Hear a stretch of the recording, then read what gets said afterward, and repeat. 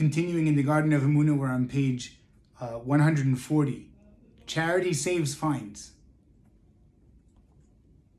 So, picture the scene, right? We're being pulled over. The cop is taking his time, checking the license plate, doing what he's got to do before you have a good few minutes before he comes to your window. You have some time to contemplate. And we just spoke about where we're praying to Hashem, right? And we also gave within that a tefillah about giving money to charity. The rabbi now explains that component and goes through spiritual shield that we're going to be able to give you through charity. So we have the tool of using Emuna. We have a very, very strong spiritual tool of Emuna. And then we now have a very important shield called tzedakah. And the way this works is unbelievable.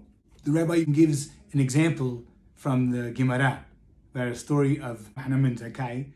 He had a dream on Erev Kippur that his nephew was going to lose 700 dinar in the coming year. So what did the rabbi do? Over the course of the year, he kept going to his nephew and he asked him, Hatzalah is raising money now. Why don't you give some money? It's a good idea. He gets him to pay 52. He comes another time, there's Hazit, there's a poor ani. Why don't you give him some money? He gets him to give another 26 dinarim. Over the course of the year, Yohanan ben Zakkai was able to collect from his nephew 683 dinar, and that he put away to tzedakah. He was able to get it out of them in a nice way, in a na'im way, in an unbelievable way. He saw already in the dream that they were going to lose that money. And he came to them with chokhmah and a wondrous way, got the money out in a beautiful way, and they got beautiful zchuyot from that as well, right? When you give tzedakah, you give hatzalah, it's a beautiful, tremendous mitzvot the way these are, to support all the organizations that are for Hashem. It's very, very important. So Rabbi Yohanan didn't tell his nephew. And on the last day, on Erev Kippur, the next year, his nephew gets a knock at the door. And there's a telegram from the Caesar's office, from the palace, that he has a tax bill. He's like, Uli, they're looking at me, they're auditing me now. He's bugging out. The guy's freaking out, he doesn't know what to do. But his uncle, Yohanan ben Zakkai, is the biggest Tana, the biggest Tzaddik, so he knows exactly what to do. This is Am Yisrael. We go to the Tzaddikim. So he's telling him, Uncle, holy cow, I'm very, very scared. He said, don't worry. You're only going to have to pay 17 dinar. And that was what the bill was for. He said, how do you know? He said, don't worry. I know.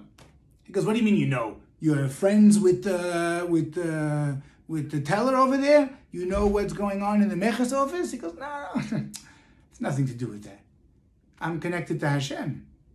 And I had a dream, and Hashem showed me that you were going to lose the money.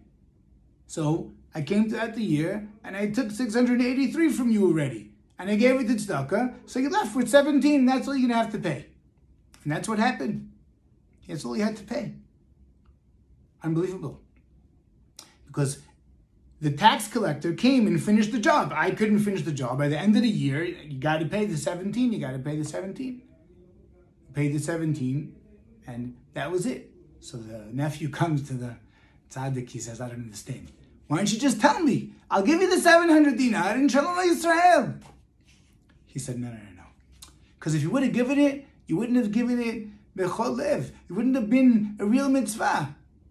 But because he was mad at his uncle that he took the time out to every couple times, it was a lot of work. He didn't take it in one shot, and he didn't come and ask him for 700 dinar for tzedakah, for this thing. He took it in small batches, in small doses, like a medicine, a little bit at a time.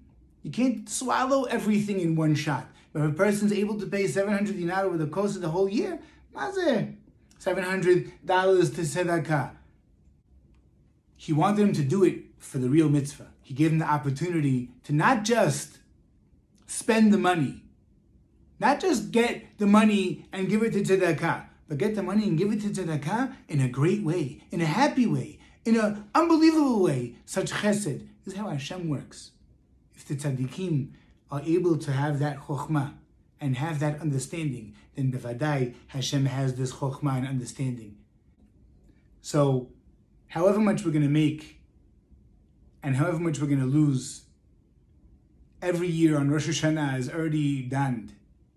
Everybody is judged on that year. However, when we have something called tzedakah, when a person is meticulous about giving tzedakah, and he works on this mitzvah in a very, very active way, and he's involved in as much as he can in tzedakah, this is the way we salt our money. We can keep our money as long as we want, as long as we're giving tzedakah. And how much do we have to give? We're going to speak about that shortly, but at least 10%. Everybody has to give 10%. That's the halakha. What's included, what's excluded, ask your rabbi. But you got to give 10%.